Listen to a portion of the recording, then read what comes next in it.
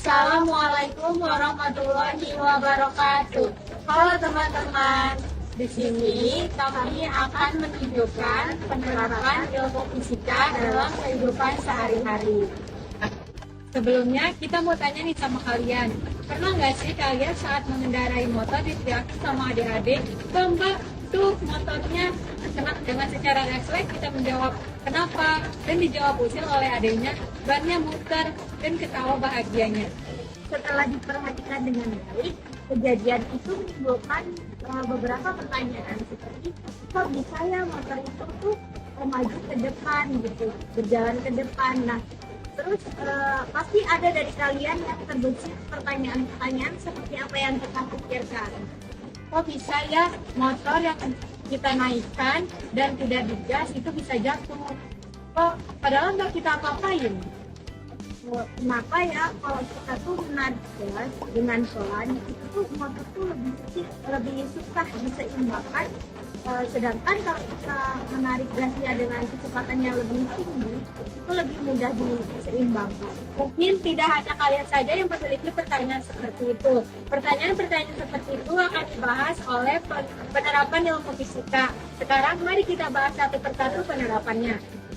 Kita mulai dari pertanyaan yang paling mendasar, yaitu kok bisa motor yang dalam keadaan diam tidak distandarin itu bisa terjatuh padahal nggak diapa-apain?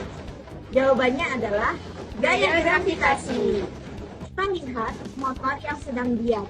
Satu-satunya gaya yang ada pada motor tersebut yaitu gaya berat. Nah, pasti jatuh kan motornya kalau nggak distandarin. Gaya berat ini timbul karena adanya gaya gravitasi yang menarik massa benda ke pusat bumi. Jadi, gaya gravitasi ini yang membuat motor jatuh kalau nggak distandarin. Karena motor kita tertarik oleh gaya gravitasi. Lanjut, kenapa motor kita bisa berjalan maju? Selain karena adanya bensin dan gas, motor juga memiliki hukum Newton 3, yaitu intinya F aksi sama dengan F reaksi. Biar lebih mudah, mari kita ubah motor dengan bola yang dipantulkan ke tanah.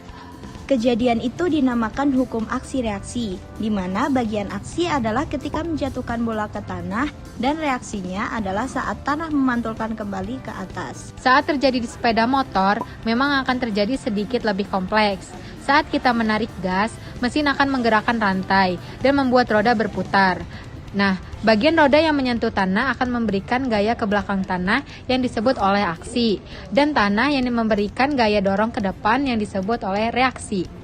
Berhubung motor memiliki dua roda dan dua-duanya mengalami aksi-reaksi dengan tanah, dan karena tanah kita, bumi kita ini sangat besar jika dibandingkan dengan motor, hal ini membuat gaya yang diberikan oleh roda ke belakang menjadi gerakan motornya ke depan.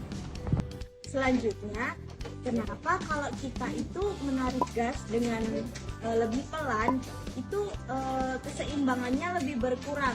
Sedangkan kalau kita menarik gas dengan kecepatannya lebih tinggi, keseimbangannya itu lebih mudah didapatkan. Dengan meningkatkan kecepatan, membuat gaya yang muncul bukan hanya gravitasi yang menarik motor ke bawah tanah, tetapi juga gaya sentrifugal. Gaya sentrifugal ini adalah gaya penyeimbang yang mampu menyeimbangi berat badan pengendara dan motor. Jika kita lihat dari sisi rumus, yaitu apabila kecepatan motor pelan, maka gaya sentrifugal yang timbul juga menjadi kecil. Di sisi lain, ada berat motor dan pengendara yang muncul oleh gravitasi ke pusat bumi atau jatuh. Hal ini membuat gaya penyeimbangnya kalah dari gaya gravitasi. Hasilnya, motor jadi lebih susah diseimbangkan dibandingkan dengan kecepatan yang kencang. Nah, itu tadi salah satu contoh penerapan ilmu fisika dalam kehidupan sehari-hari. Sekian dari kami. Wassalamualaikum warahmatullahi wabarakatuh.